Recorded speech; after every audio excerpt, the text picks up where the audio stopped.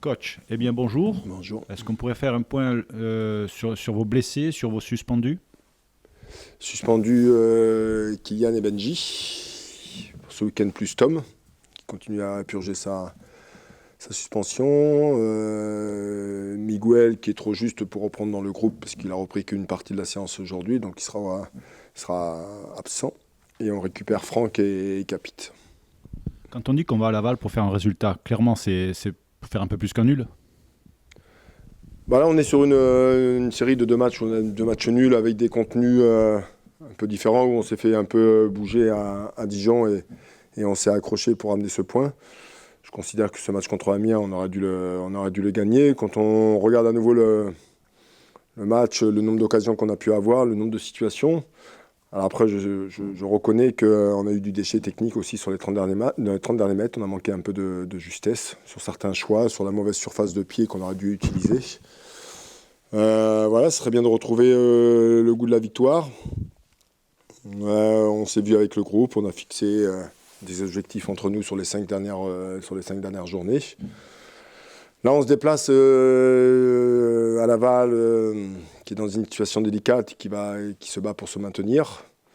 On a bien regardé leur dernier match à domicile contre Sochaux. Ils ont gagné 2-1. Ils y ont émis beaucoup d'agressivité, beaucoup d'impact dans leur jeu. Donc on s'attend à se faire entrer dedans. De toute façon, c'est la vérité. Donc il va falloir se préparer à ça. Chez une équipe comme Laval qui joue sa survie, se fixer des objectifs en termes de jeu, vous l'avez dit, avoir peut-être de meilleures prestations que sur les deux derniers matchs, et aussi peut-être en termes de classement, on a évoqué la 4e place avec Yohan Bailly, c'est ce qui va permettre de tenir jusqu'au bout dans le sérieux, c'est ça ce genre d'objectif? Oui, alors je viens de vous le dire, on s'est fixé 3 objectifs, je ne vais pas vous dire, mais effectivement ça fait partie des objectifs d'aller chercher ces 4e places. On a bien vu lundi, Sochaux, ils ont perdu contre Dijon. Les matchs en fin de saison sont toujours très particuliers parce qu'il y a des joueurs qui sont démobilisés, il y a des équipes qui ne jouent plus rien. On voit bien que le comportement des équipes ne sont pas les mêmes. Voilà, nous, on se tient encore pour le moment. En fait, c'est une des choses que je leur ai dites en début de semaine. En fait, j'ai pas envie de voir mon équipe comme j'ai pu voir l'équipe de Sochaux contre Dijon lundi, qui ne proposent rien, qui n'ont pas joué en fait. Et voilà, donc après on sait qu'on va jouer contre une équipe qui a le couteau entre les dents, qui sont obligés de gagner, parce que même un match nul ne leur suffit pas. Ils étaient dans l'obligation de gagner contre Sochaux, ils l'ont fait, en passant le 90% de leur temps à défendre. Il y a plus de 85% de possession pour Sochaux. Ils ont marqué très très vite. Au bout d'un quart d'heure, 20 minutes, il y avait 2-0 déjà. Et après, ils ont passé leur temps à défendre. Donc, de toute façon, on sait. Ça va être un match un petit peu similaire que Dijon. C'est une équipe qui est obligée de gagner pour jouer sa survie. Malgré tout, ils défendent beaucoup. C'est particulier à analyser ces genres d'équipes qui restent en bloc bas. Mais oui, alors après, c'est vrai qu'au niveau du classement, ils sont dans la même situation, à peu près Dijon et Laval. Après, quand on regarde bien la qualité des deux équipes, c'est quand même différent, parce que Dijon, il y a quand même beaucoup plus de potentiel individuel. Alors effectivement, Laval, c'est une équipe qui défend beaucoup, qui s'accroche beaucoup, qui met beaucoup d'intensité, d'agressivité, une bonne agressivité à domicile. Ils ont gagné leur match comme ça contre Sochaux. Donc voilà, c'est deux options de jeu. Après, vous savez, vous faites comme vous pouvez à un moment, avec les moyens aussi qui sont... parce que j'ai vu qu'il y avait plusieurs blessés, il y a quelques absents chez eux, et des joueurs importants, des joueurs d'expérience. Il a sorti son capitaine aussi qui ne joue pas à ce moment. On a regardé leur match contre Guingamp. Ils ont une balle de 2-1 pour eux juste avant la mi-temps. Ils ont une occasion incroyable de pouvoir mener à la mi-temps à Guingamp. Et puis après, ils se sont fait punir. Donc voilà. De toute façon, nous, on va y aller pour jouer notre match. Et puis, j'ai toujours un goût amer du match aller quand même. Même si c'était la première journée, d'avoir perdu à domicile comme ça ici, sur la première journée, ça m'avait pas... Ouais, vous savez, la revanche dans le foot aujourd'hui, c'est des mots qu'ils n'entendent pas trop les joueurs, mais ouais, ça m'a aidé plus quand même de perdre comme ça cette première journée. Pour revenir, vous parliez de Sochaux qui est en train de terminer sa saison un peu en queue de poisson comme on dit. En quoi c'est important pour vous de bien terminer cette saison, même si au final la montée elle semble hypothétique, mais en quoi c'est important?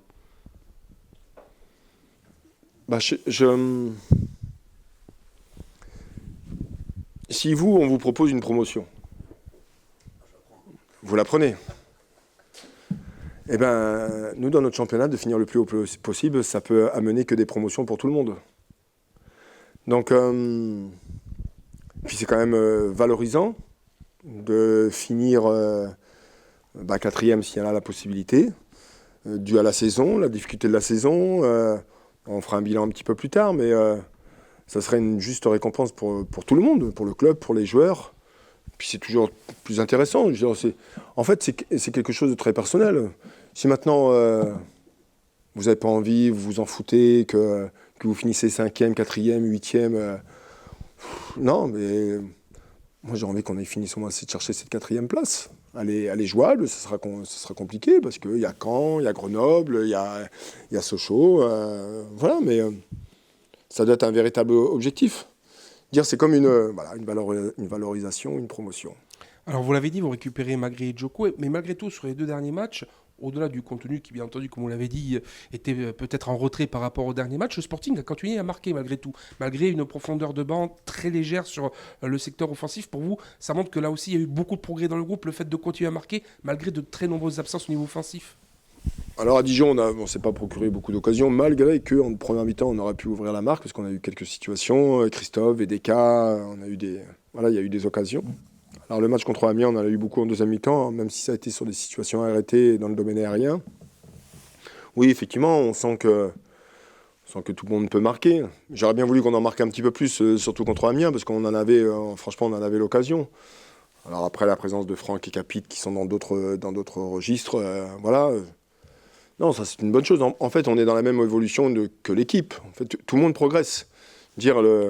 Quand on fera le bilan de la saison, il y aura les résultats, l'équipe comment s'est comportée sur l'aspect tactique, comment elle s'est comportée sur l'intelligence de jeu, quels sont les joueurs qui ont progressé sur l'aspect individuel, la notion du poste, voilà, il y aura plein de choses à faire comme bilan. Après, on fera tout ça en fin de saison. Je vous entends parler de vos joueurs, vous leur demandez de rester concentrés, de finir 4e. Quand on regarde votre parcours d'entraîneur, vous avez su un peu transcender des équipes par le passé. Est-ce que cet esprit de compétition que vous semblez avoir, ça se transmet lors des sessions d'entraînement ou est-ce que c'est du face-à-face avec les joueurs, c'est du discours ? Aujourd'hui, je ne suis pas spécialement dans des discours en tête-à-tête. Je suis simplement à travers des mots. Je passe à côté d'eux à travers une séance où ça peut m'arriver de discuter sur 2 minutes sur des choses précises, mais des choses précises concernant le jeu et le terrain. On axe beaucoup là-dessus et puis après, on fait beaucoup de séances où il y a des formes de compétition, entre des jeux réduits où il y a des gages pour l'équipe qui perd, donc on y met toujours un petit enjeu. Alors, parfois c'est pour rigoler, c'est pour amener un petit... mais on essaie de développer toujours cet esprit de compétition qu'on doit retrouver le week-end. Alors, c'est pas toujours simple. Ils sont toujours souvent en train de râler après moi. Par exemple, on fait un jeu, je ne siffle aucune faute. Donc ça les énerve. Ils râlent après moi, ils m'insultent. Mais en fait, on continue à jouer.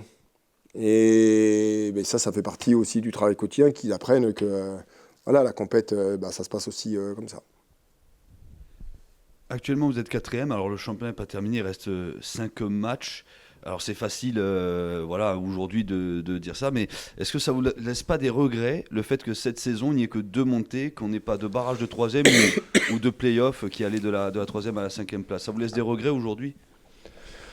Alors, j'aime pas trop les regrets. De toute façon, la donne, on la connaissait avant de débuter le championnat. On savait que ça pouvait être difficile, mais quelles que soient les équipes, pour finir dans les 2 premiers.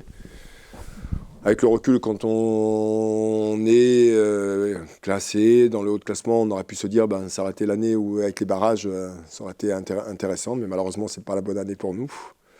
Il est dommage. Donc, pas des regrets, mais c'est ni de la frustration. En fait, c'est dommage, tout simplement. J'aurais été curieux de voir le Sporting jouer des matchs de barrage. Je pense que ça aurait été sympa à vivre. Mais ce n'est pas le cas, malheureusement.